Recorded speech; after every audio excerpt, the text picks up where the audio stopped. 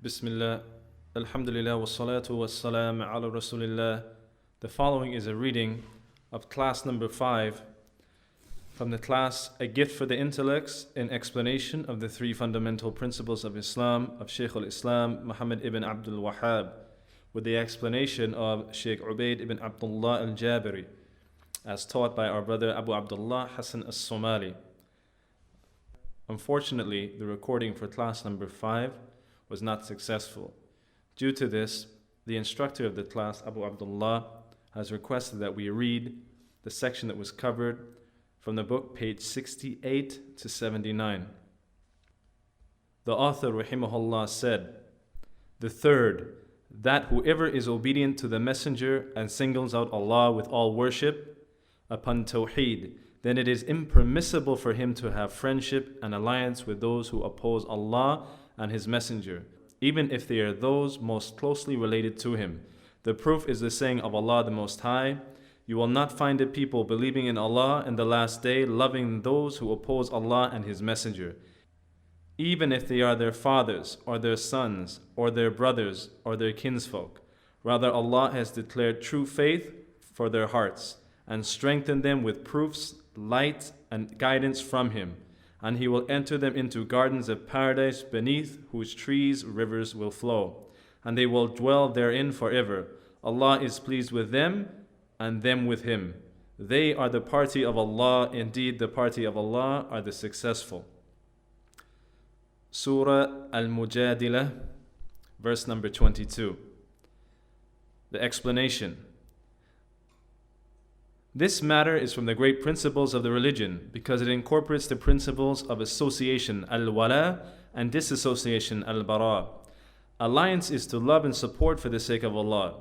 Disassociation is to hate and show enmity for the sake of Allah. The author, rahimahullah, states in some of his works, the foundation and support of the religion is two things.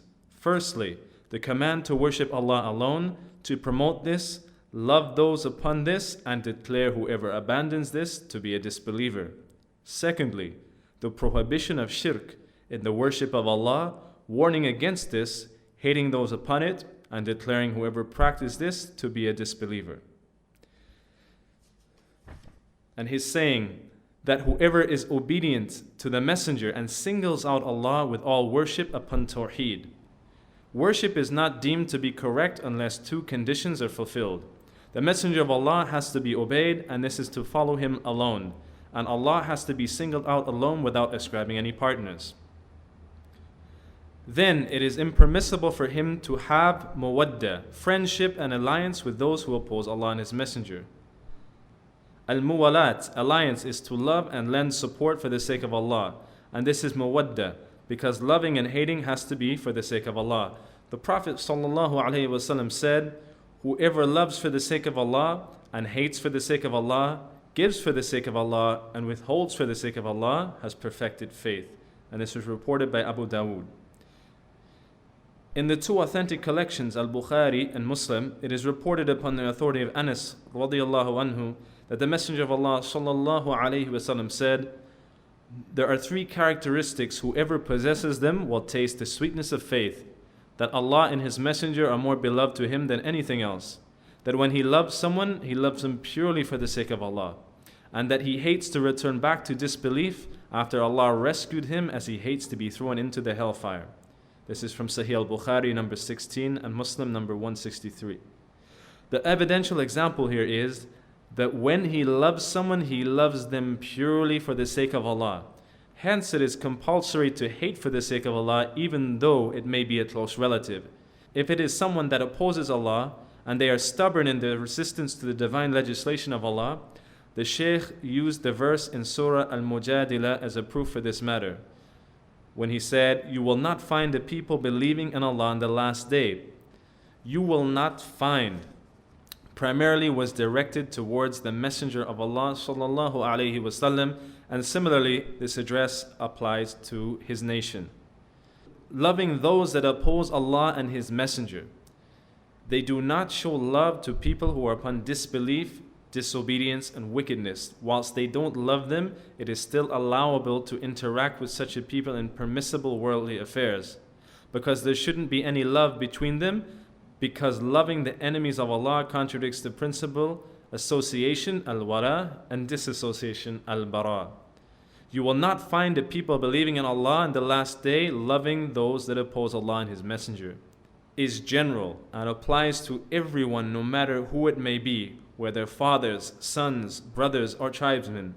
No one understands this indisputable fundamental properly, and I am referring to the principle of association and disassociation, except Ahl al-Sunnah wal-Jama'ah.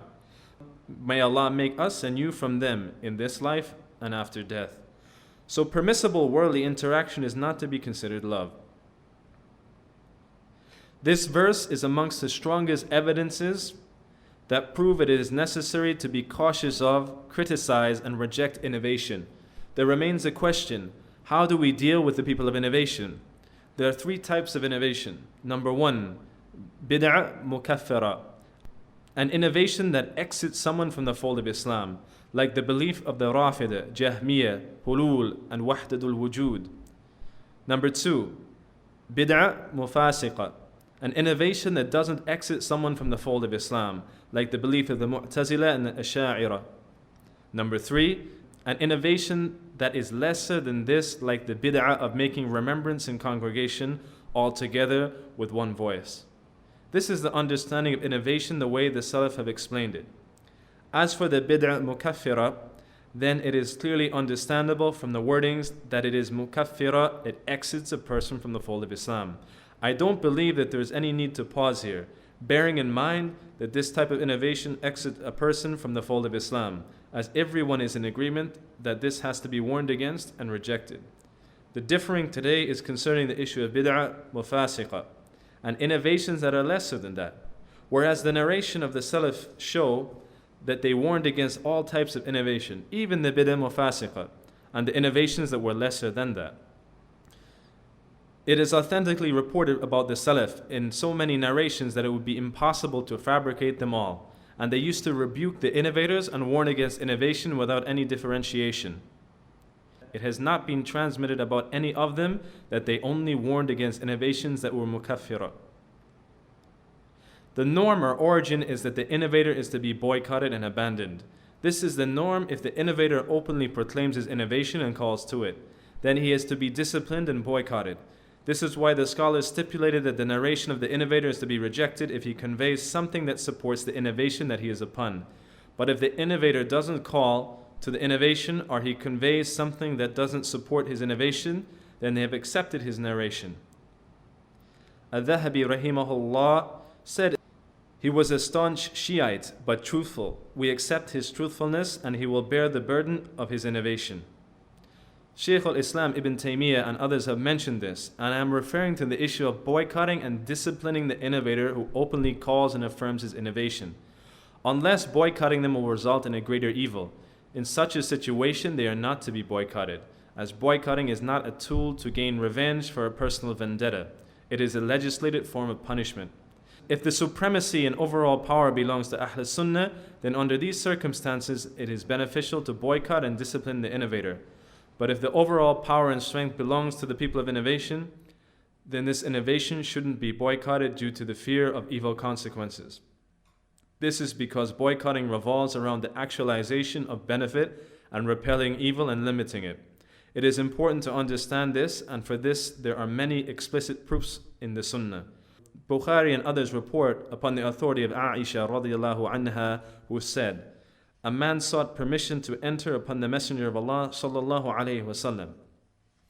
So the Prophet sallallahu alayhi wasallam said, allow him to enter. What an evil man, the brother of the clan or father of the clan he is. When the man entered, the Prophet was pleasant and spoke to him gently. After the man had departed, they said, O Messenger of Allah, you said what you said about this man, and then you spoke to him gently. He replied, the most wretched of the people are those who the people abandon fearing their evil. This is Al-Bukhari number 6023 and Muslim number 6539. So let the callers to Allah understand this subject of boycotting the innovator as being part of the principle al-wala and al-bara, association and disassociation. This is an obligation when it produces the desired objective and when it isn't feared that it would result in a greater evil. In the two authentic collections, Bukhari and Muslim, and other than them, there are narrators who are innovators and known by the people for being upon innovation. Because sometimes boycotting can lead to a greater evil, especially if the innovator or the person upon innovation has strength, power, and position. O caller, do you think that boycotting will produce your desired objective if you entered one of the various lands and their sheikh was a Qadri, Sufi, or Jahmi, and you criticized and spoke harshly about him? You would never achieve it. If you survived, you will not be able to give da'wah, and that's if you survive. For this reason, the callers to Allah and students of knowledge have to understand this topic properly. The noble verse, you will not find a people believing in Allah in the last day loving those that oppose Allah and His Messenger, even if they are their fathers or their sons or their brothers or their kinsfolk. If these four groups of people, fathers, sons, brothers, and kinsfolk, are to be hated, then whoever is more distant than them is more deserving to be hated if they oppose Allah and His Messenger. Then Allah explained the reward He has granted them, or it can be said the fruits of loving and hating for the sake of Allah. Allah said, rather, Allah has declared true faith for their hearts. This is one of the fruits. What else? And strengthen them with proofs, light, and guidance from Him. Support, aid, protection, and what else? He will enter them into gardens of paradise beneath which trees, rivers will flow, and they will dwell therein forever. This is the third reward. And what else is there? Allah is pleased with them. Allah affirms that He is pleased with them. Additionally, this verse is a proof that pleasure is an attribute of Allah. Allah is pleased with them due to the action they performed and due to what they fulfilled of the rights of Allah. And they are the rights of al-wala and al-bara. And they are pleased with Him as a result of the amazing reward they receive from Him. What else? They are the party of Allah. The people belonging to one of these two groups, and there isn't a third, the party of Allah and the party of Shaitan. Those who obey Allah are the party of Allah, and the elite of them is Ahl Sunnah. Indeed, the party of Allah are the successful. Their success in this life is that He allowed them to hold onto His book and follow the Sunnah of His Messenger sallallahu alaihi wasallam, and that He guided them to the correct creed and understanding of the religion of Allah. And likewise, the success in the hereafter is paradise and its bounties. This is pointed to in the Hadith Qudsi. I have prepared for my righteous servants what no eye has seen, no ear has heard, and no heart has thought about. Al-Bukhari number 3244 and Muslim number 7063. The party of the shaitan are the disbelievers and the hypocrites with hypocrisy of belief. This concludes the reading of class number 5, page 68 to 79 of the book, A Gift for the Intellects in Explanation of the Three Fundamental Principles of Islam.